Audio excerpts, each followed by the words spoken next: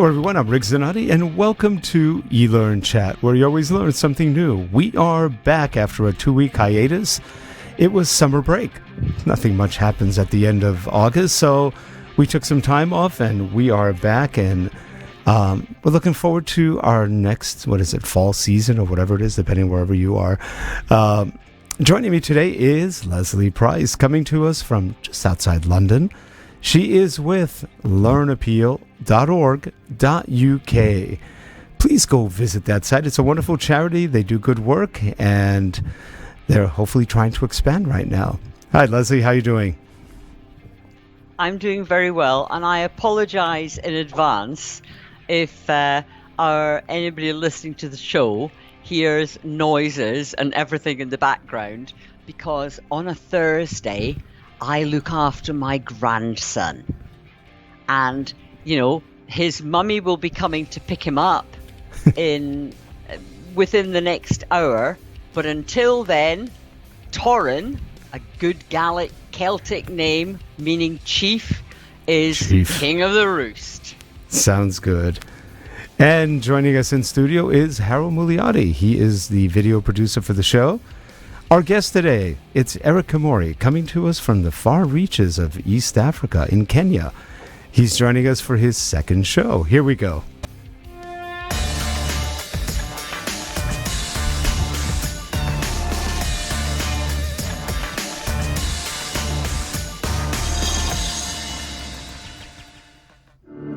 This show is sponsored by Relay Corporation. Digital learning development, media development, corporate video, management consulting, and more. Visit us at www.relate.com. Thanks. And we are back, and in that center position of power, we've got Eric Kimori again. How you doing, Eric? Eric, in Kenya, with the new generation, we say, "What's up?" What's up? What's up, Eric? Yeah. I'm doing fine, Rick. Good to see you. Same here. Well, you were on last time. We got to know you a little bit and talk about, where you live and what you do. And you have a topic for today you wanted to talk about. Yeah, I think it's a little mundane, but let's just talk about it. The disruption that COVID-19 is causing to our sector, our industry, the e-learning industry, and then look at the opportunities. Is it all doom and gloom? Is it really all about, the problems that COVID-19 is causing? Or are there opportunities that can pick up as learning stakeholders, learning developers, opportunity how to grow this industry, explore this industry, and get to benefit a lot more people? And from what I've been reading, COVID definitely, not COVID itself. COVID is nothing more than your typical strong virus pandemic kind of thing. But the reaction of the Western world to COVID, of shutting down everybody healthy and just shutting down in almost every way, not only destroys our economies, but it ripples very badly to Africa, to South America, and other places have been hit very hard economically because of what we're doing, which is unfortunate. It's hitting us too. So I imagine that part of the problem going on there, aside from the COVID, which doesn't really affect young people in terms of it's mostly older people who have the major effects. Statistically, the people. In fact, I was reading the other day that currently, this is a study done by doctors in the U.S., that currently you have a 1 in 15 million chance of dying from COVID. 1 in 15 million right now, because it's mostly gone. It's subsided for the most part from what it was. And a lot of people talk about cases, but cases don't mean anything. That just means you tested positive for COVID, but those tests aren't accurate. So we have that issue too. They're measuring some DNA factors, and almost every one of us has those DNA factors. So as a result, most of the tests are positive. So again, What do you see as the impact going on where you live and other parts of Africa? Well, the impact has been huge in every sector of the economy, with markets shut, schools closed, churches closed. Although a month ago in Kenya, some protocols were introduced to reopen churches with minimum number of people and ensuring social distancing. But largely, a lot of the economy remains largely shut. But as we can expect, is that money has not been circulating, jobs have been lost, kids are out of school, and we've seen um, a high number of teen pregnancies as a result of children staying at home, and some of them lacking parental care. Seen a lot, the numbers that were, done here in Kenya, the research that was done is the numbers so bad of girls out of school. The repercussions of the shutdown of the economies may be felt for a long time to come, probably up to 20 years, because restructuring the economy won't take a short time. No, and Kenya was because Rick, I don't know if you. I mean, obviously, when as a teenager, I lived in Africa, and I lived in South Africa during the very, very dark days of apartheid, and I've travelled extensively in Southern Africa, and my parents did exactly the same. And I think what people in both the UK and the US don't understand is that the way that their culture works now is the way that our culture worked maybe 100 years ago. So churches, community centres, parents, grandparents, parents going out to work, grandparents looking after grandchildren, parents then supporting their children and also their parents. That is very, very much part of the culture. And if the men and the women who are of Eric's age, so working age, not able to work, that actually then shuts down the whole economy. Yeah, and all the generations who rely on one person or maybe a few people to keep the family going. Yeah, True. And it's very, it's, and I'm not saying whether it's a good thing or a bad thing. But it's actually the way that our cultures also grew up. Yeah. I was born in Argentina. It was the same thing. It was that the Italian and Spanish structure was similar. The generations lived together. There was a lot, and I think in a way it's a good thing because all the generations do learn from each other. Yeah, but if you stop the people, for example, that are Eric's age, if the people that are Eric's age and Eric's wife age, if you stop them working, that actually shuts down everything. Yeah. Yeah, that's true, and unfortunately, that's what has happened. People, particularly too, just let me finish, Eric. Particularly too, with the religious community, churches, community centres are incredibly important in these communities. I'm sure it was the same when you were growing up, Rick. It was certainly the same when I was growing up. I grew up, nowadays children don't necessarily in this country grow up round the church. Right. But I did. That was just the norm. Yeah, that's anyway, true. Sorry, Eric. No, it's fine. it's fine, but unfortunately, that's what has happened. I think all over the world, possibly that people have been, deprived of their livelihoods as a result of that is called coronavirus. Actually, I've seen numbers of the cases are now going down. So WHO says if we maintain a positivity rate of less than 5% for 2 weeks, then we can be declared to be flattening the curve, and so we can reopen the economy. And I think it's the second week running that we have maintained a positivity rate of 5%, less than 5%. And so yesterday, the Ministry of Health published health protocols to be observed by schools and learning centers.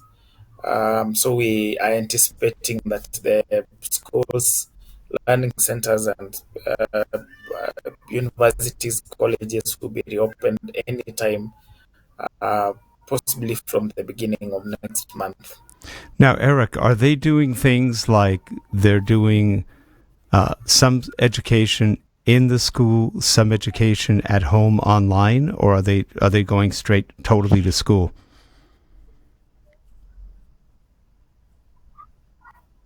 Online doesn't exist. Well, the universities have to. They have passed a couple of months to introduce online education. Okay. But the lower cadre of learning, primary and high school, it's totally impossible. They tried to introduce some learning through TV, but how many homes have television? But the rural parts, there are no television. There's no television, so it's totally impossible. That's what Eric has been telling me, and that was one of the messages we wanted to get out today.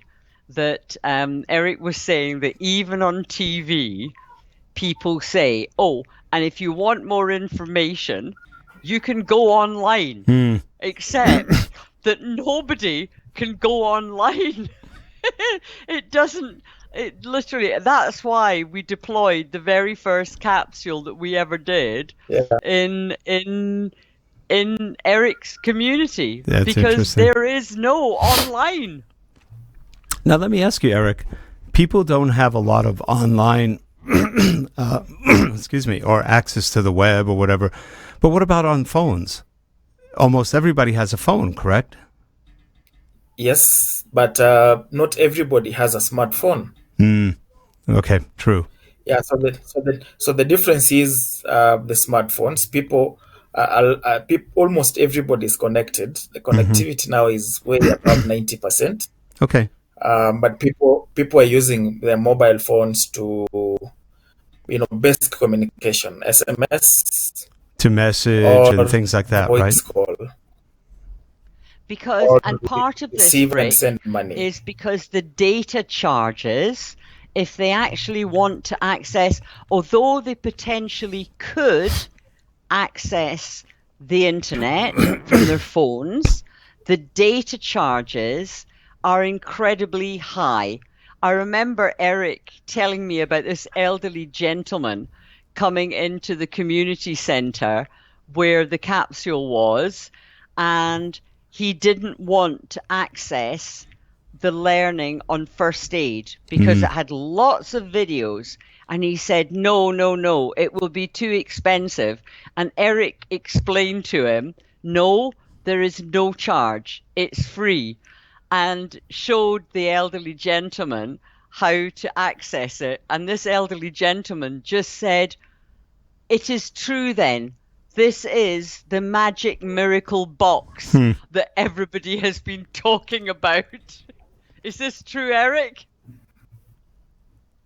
Yeah, that's absolutely true. Because, the learning management system that is we input into the capsule allows, for interaction with the learning content, the videos. Someone would even think you are online actually, because you are able to, navigate through and go from this part course to the next, watch a video. You're online and I'm watching a video. This could be, too expensive. I can't afford this, until you realize now it's actually It's free. Yeah. Well, the capsules create their own private Wi-Fi, right? yes. Yeah. Yeah, which is great. And you're able to log in, just like you just tap onto your Wi-Fi icon on phone, on tablet or laptop, and you find the signal and log in. One of the things that people don't talk about, and this is happening all over the world, the suicide rates from the lockdowns have grown dramatically. Actually, more people have died from suicides than they have from COVID proper. That's a scary number. I know in the States, they don't like to talk about it. You don't hear about it on the news, but there's a lot of talk about that, because locking people down, isolating people is not the healthiest thing you can do to someone. And they get depressed, they get miserable, they think the world's coming to an end, and suicide, not a good thing. Have you had the same experiences in Kenya? Yeah, that's absolutely true. Mental health is an issue in this season of COVID-19. And a lot of that happens as a result of people losing their livelihoods, where they were depending from. I saw county governments where I live. The county government went and destroyed market stalls where small scale traders Yes. were going and selling fruits and vegetables. So it was like, what the hell is this? So why? I mean, they're saying they're keeping the town, hygienic. They're cleaning the town. Yeah. So you rendering so many kids, uh, you know, hungry. Kids who sleep hungry. People stay at home. They have nothing to do. And then depression visits, and out of that, people fight in home, and there's a lot of gender-based violence as a result of this. There's also been a big, I don't know what it's like in the States or in Kenya, but in the UK, there's also been quite a significant increase in domestic abuse, domestic violence. Yep. And I'm not just saying that female to male, it also applies the other way round. Yes. There has been a significant increase because people don't have an escape route. No, that's true. We've had the same issue over here in the States. And in states like California, which have a lot more people, we have a lot more cases of that. And it's a shame. This is what happens when, I wouldn't say health professionals are running this very intelligently around the world, and all the things they're trying. For example, social distancing has never been done before. And so far, a lot of the actual tests done in Germany, Sweden, other places are showing it doesn't work. It doesn't do a thing. The masks in the beginning, everybody said they don't do a thing. And all of a sudden it changed. Masks don't do anything. They don't protect against viruses. The virus is too small. It can go right through a mask. And frankly, that's not how people usually contract it. The masks do nothing. So what we have is, in fact, it was the head of the WHO. I forgot his name right now. What's his name? Huh? Tedros, right? Yeah, Tedros. He said, we don't need the masks. They are now for compliance, so that you're showing solidarity. What does that have to do with the disease? Nothing. It's control. And unfortunately, that doesn't help anybody. So we're shutting ourselves down for no reason whatsoever. At this point, it's more technocratic, bureaucratic, rather than real disease. Everybody says, we're going to overwhelm the hospitals. Our hospitals have been mostly empty. in most places throughout the whole thing. A couple of places had hotspots and nobody else. So, we're going through a lot of things that are destroying our societies for no real reason. And it makes no sense. And people are saying this makes no sense. What are we going to do? Yeah. And of course, that causes the mental illness issues, the abuse issues, and everything else. Not to mention, I don't know how many people are out of work in Kenya. In the U.S., we've got about 40 million people out of work. That's a lot of people. That's over 10% of the working population. More than the population of Kenya. Yeah, we have. That's true. That's we a lot we of have 50 people. million here, so 50 million. So 40 million is a whole population of the country. Yeah, and California, where we are. Go ahead, Eric. I'm sorry. One thing that Rick, that has also been disturbing about this whole thing is about the stigma that has come with it. I think for lack of information and as a result of the ignorance that the medical practitioners had, the government officials, so the virus, the pandemic came with a tag of stigma. If you're diagnosed with and even when someone dies as a result of other conditions that were underlying, and the flu gets a toll on him. Sure. The body is buried like something so evil. And I read recently, about 2 weeks ago, now the Ministry of Health here says, after all, the virus does not transmit from a dead body. No. So I was like, so why all along why have you been mistreating people? Well, dumping people. What Eric and I are hoping to be able to do, and Eric asked for this some time ago, but what we hope, and I've spoken to the trustees of LearnAppeal, what we hope to be able to do is, now that things are easing up slightly, so now that things are easing up and that there are more community centres opened, we want to be able to get volunteers to create content to help people understand about COVID that is useful for the people in Kenya, which might not necessarily be exactly the same as it is in the US or the UK, but what is relevant for Kenya, and we can then put that on capsules and we can deploy it so that people can go near and socially distance properly, but go near to their local churches, their local community centres, and learn how to stay safe. That is what we would love to be able to do. So if there's any organisations out there that would like to get involved, Complitkenya, LearnAppeal, and I know Relate support us as well.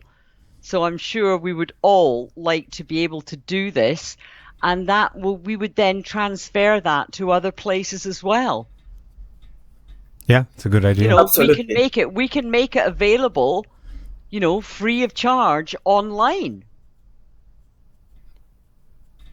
Yeah. Absolutely. And we have a great opportunity with this COVID-19 disruption. We have a great opportunity to, increase innovations in our sector, in e-learning, innovate on how we do things, on how we deploy learning through technology-enabled platforms. We have an opportunity to increase public-private partnerships from organizations and corporates and entities and institutions. We have an opportunity to bridge the digital divide that has seen, disconnected communities lose out on information and knowledge. But now we have an opportunity to, expand accessibility, make more effort accessible to communities that are at risk of, being excluded from the global knowledge economy. And we have an opportunity to push and advocate for policies across the countries so that at least governments can invest in infrastructure to be able to make learning accessible to these communities. Yeah, that would be good.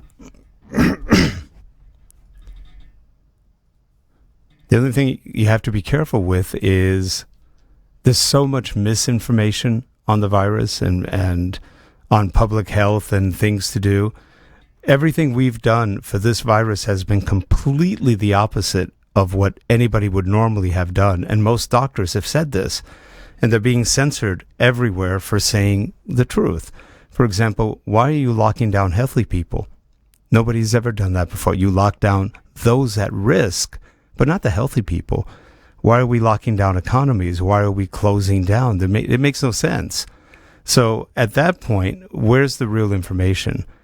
Here in the United States, the Center for Disease Control, the CDC, came out with numbers about 2-3 weeks ago that said of the 170,000-80,000 that have died in the U.S., only 9,000 or maybe a little less died from COVID. The rest died from other things. They may have had COVID or not, but those were heart attacks, strokes, blah, blah, blah, a whole mess of other things, not COVID.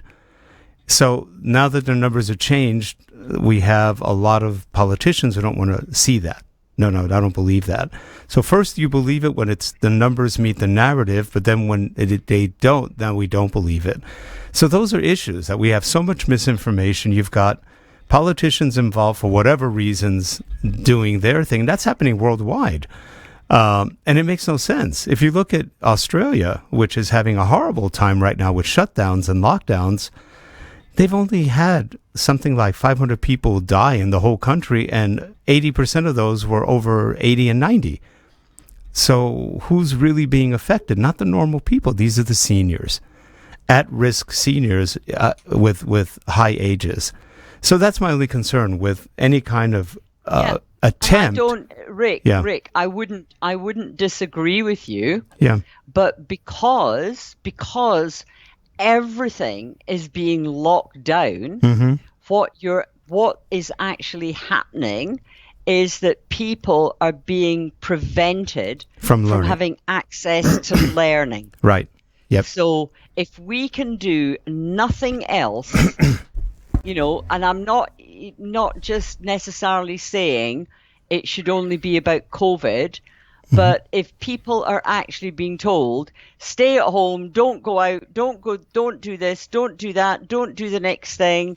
If you're going to do that, you've got to be socially distanced. If we can put capsules in churches, in community centres, then we can actually help people learn so that when we come out the other side, they can actually look back and say, hey, I learned a skill. I did something positive came out of this for me. And I think when Eric and I have been talking, that's exactly what we've been thinking about.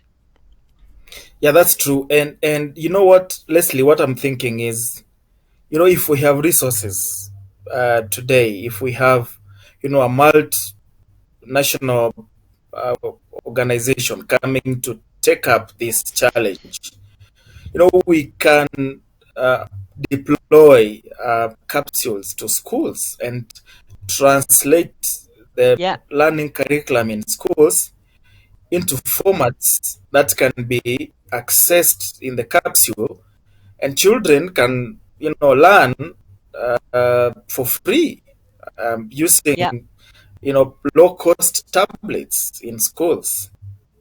Yeah, exactly. And so it's not just about learning about the disease, it's about learning in general. Sure. So maybe I don't know what it's like in the US, but in the UK, companies who are doing well in the e-learning industry are really doing well at the moment. Yes.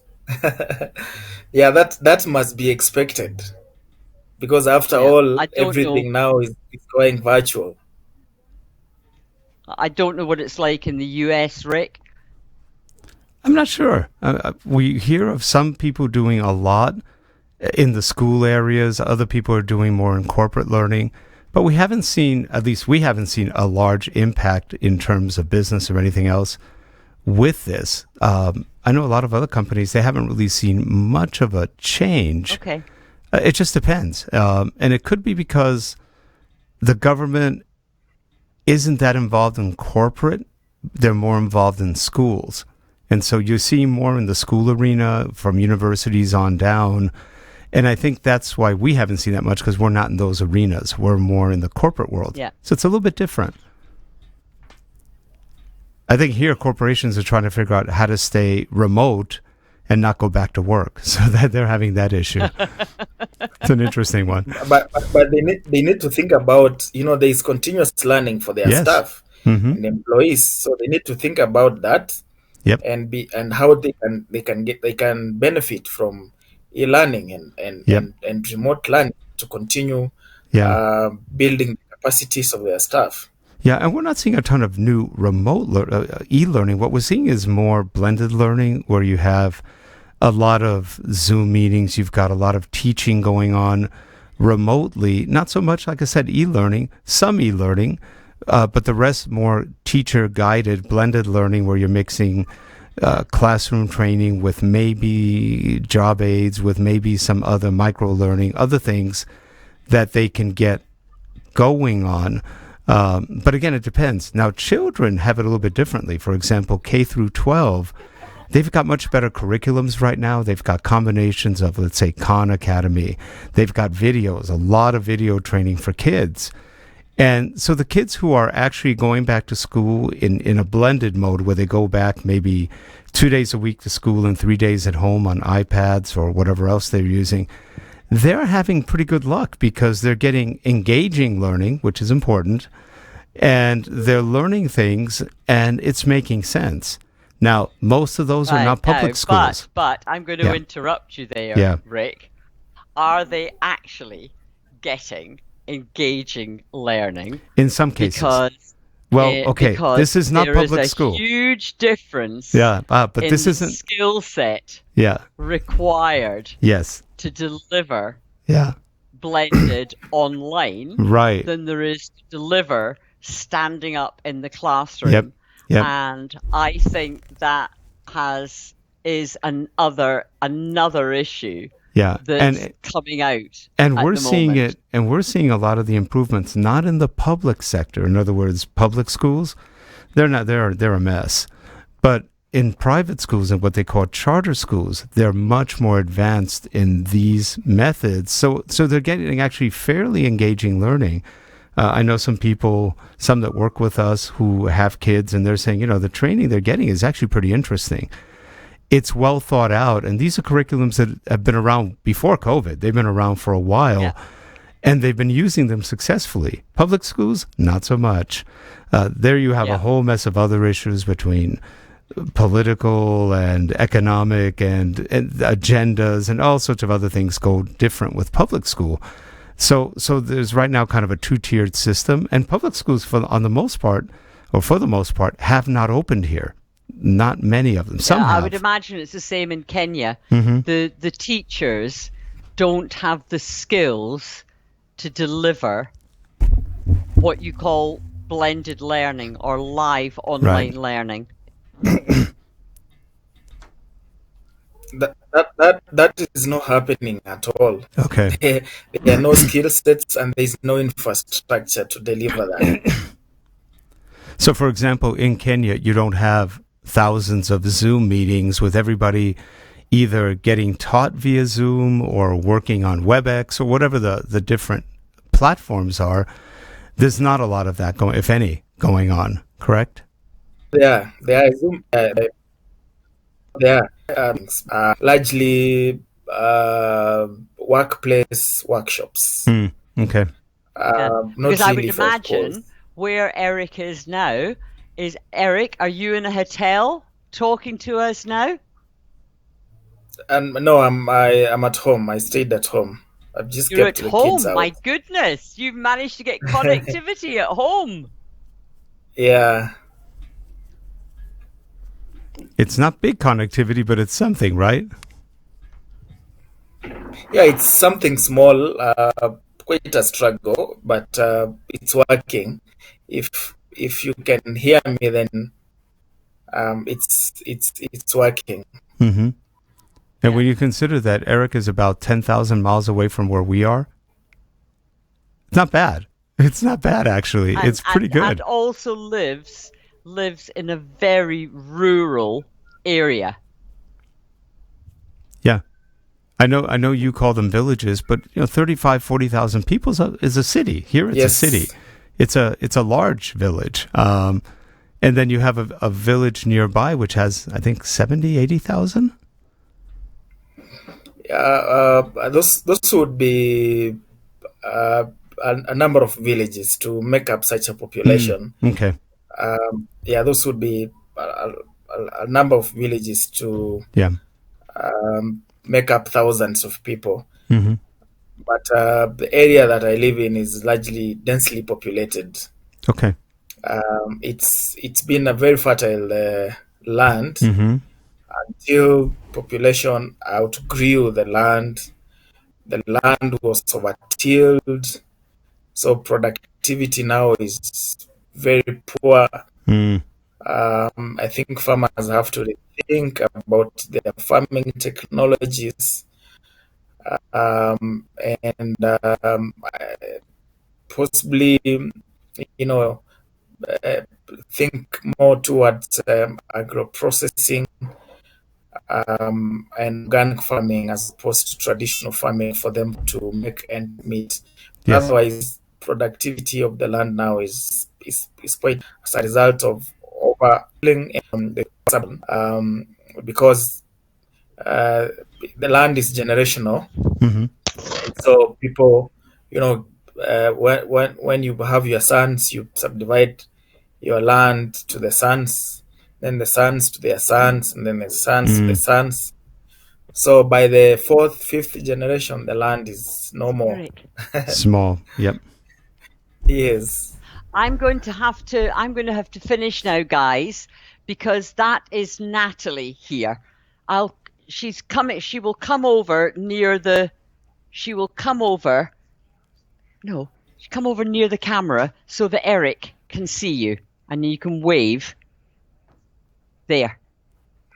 You can now. There you are, Eric. There's your sister.